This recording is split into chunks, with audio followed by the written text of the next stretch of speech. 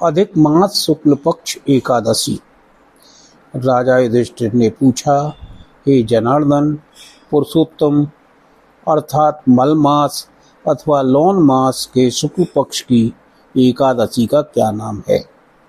उसके व्रत की विधि तथा महात्म का विस्तार से वर्णन कीजिए।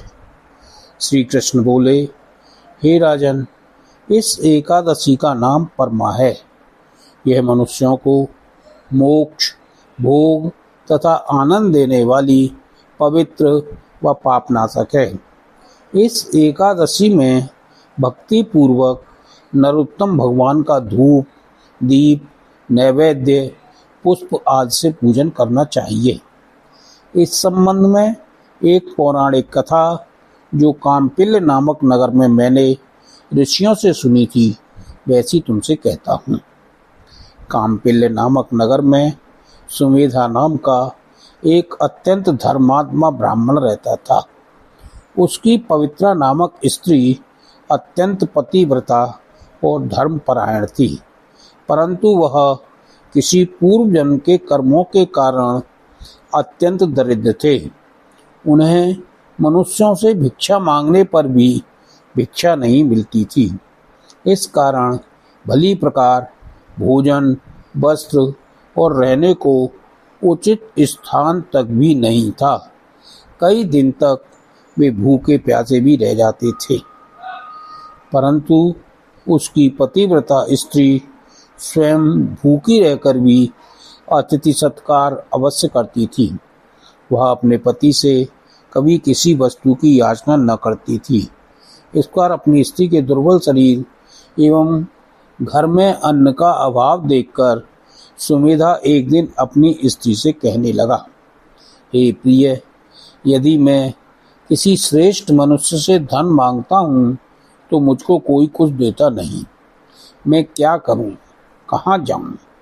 धन के बिना घर के कार्य सिद्ध नहीं होते, अतः मुझे परदेश जाने की आज्ञा दो। पति के दुखपूर्ण वचन सुनकर वह सुंदर नेत्रों वाली स्त्री नेत्रों में आंसू भरकर तथा दोनों हाथ जोड़कर बड़े विनीत भाव से अपने पति की आज्ञा मांगकर कहने लगी, स्वामी, संसार में मनुष्य को जो कुछ मिलता है वह पूर्व जन्म का दिया हुआ ही मिलता है। बिना दिए चाहे स्वर्ण के सुमेरु पर्वत पर चला जाए, वहाँ भी कुछ नहीं मिलेगा। अपने पूर्व जन्मों में मनुष्य विद्या, वन या भूमि जो कुछ दान देता है वही इस जन्म में पृथ्वी पर मिलता है। ब्रह्मा ने जो कुछ भाग्य में लिखा है वह किसी जगह भी मिल सकता है। मैं आपके बिना क्षण मात्र भी नहीं रह सकूंगी। पति के बिना संसार में स्त्री का माता पिता, भाई बांधव, सास ससुर और दूसरे कुटुंबीजन कोई भी आदर सत्कार नहीं करेगा। सब पतिहीन तथा भाग्यहीन कहकर निंदा करेंगे। अतः इस जगह रहकर जो भी मिले उसी में सुख मानिए। अपनी स्त्री के ऐसे वचन सुनकर वह श्रेष्ठ ब्राह्मण परदेश नहीं गया। एक समय मुनियों में श्रेष्ठ कौंडिल्य मुनि भाग्यवश वहां पर आ गए। उनको देखकर सुमेधा अत्यंत प्रसन्न हुआ और अपनी स्त्री सहित शीघ्रता से बड़ी नम्रता के साथ बारंबार उनको नमस्कार किया और कहने लगा, हमारे बड़े भाग्य जो आपके दर्शन हुए। ऐसा कहकर सुंदर आसन दे मुनि की पूजा की तथा श्रद्धा के साथ मुनि को भोजन कराया। उस श्रेष्ठ पतिव्रता स्त्री ने मुनि से पूछा, महाराज, दरिद्रता का नाश कैसे होता है?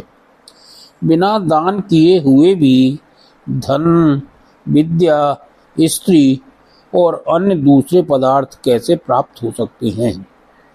हे महामुने, कृपा करके कोई ऐसा उपाय, व्रत, तीर्थ या तप बतलाइए जिससे हमारा यह दुख दारिद्र्य दूर हो सके। ऐसे वचन सुनकर मुनि कहने लगे, हे सुशीले, पुरुषोत्तम मास के शुक्ल पक्ष की परमा नाम की जो एकादशी के व्रत से समस्त पाप, दुख और दरिद्रता आदि नष्ट हो जाते हैं। इस विष्णु भक्ति देने वाली एकादशी का श्रद्धा पूर्वक व्रत करो। उसके करने से मनुष्य धन दान से संपन्न हो जाते हैं।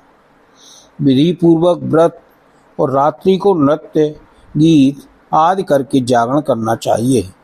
इस व्रत को सबसे पहले कुबेर जी ने किया था।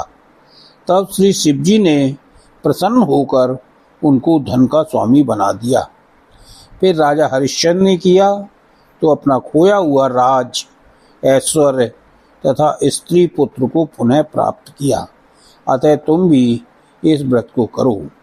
श्री कृष्ण बोले, हे पांडव, इतना कहकर अति प्रसन्नता के साथ कौंडिल्य ऋषि ने व्रत की सब विधि उनको समझाई और फिर उनसे पंचरात्रि का शुभ कारक व्रत का महत्तम और अनुष्ठान का भी वर्णन किया, जिसके अनुष्ठान मात्र से भोग और मोक्ष दोनों प्राप्त होते हैं।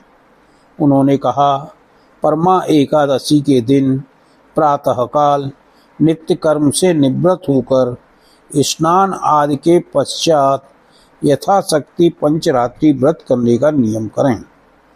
जो प्रातःकाल स्नान करके 5 दिन तक निर्जल व्रत करके निराहार रहता है, वह अपने माता पिता तथा स्त्री सहित विष्णु लोक को जाता है।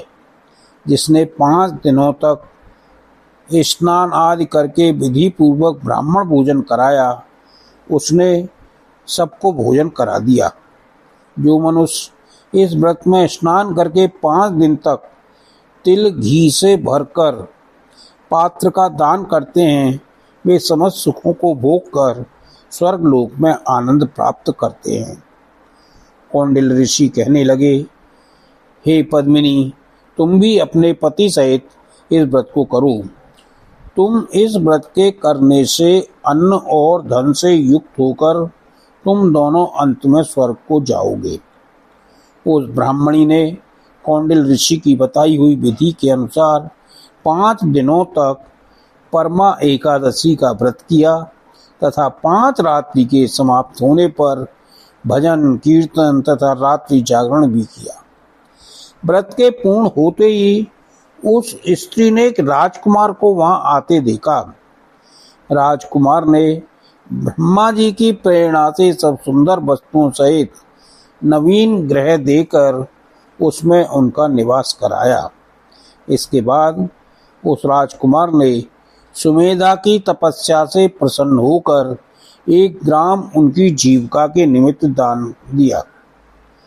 मलमास की शुक्ल पक्ष की परमा एकादशी का आदर सहित व्रत करने से वे समस्त पापों से मुक्त होकर इस लोक में अनंत सुख भोग कर अंत में विष्णु लोक को चले गए।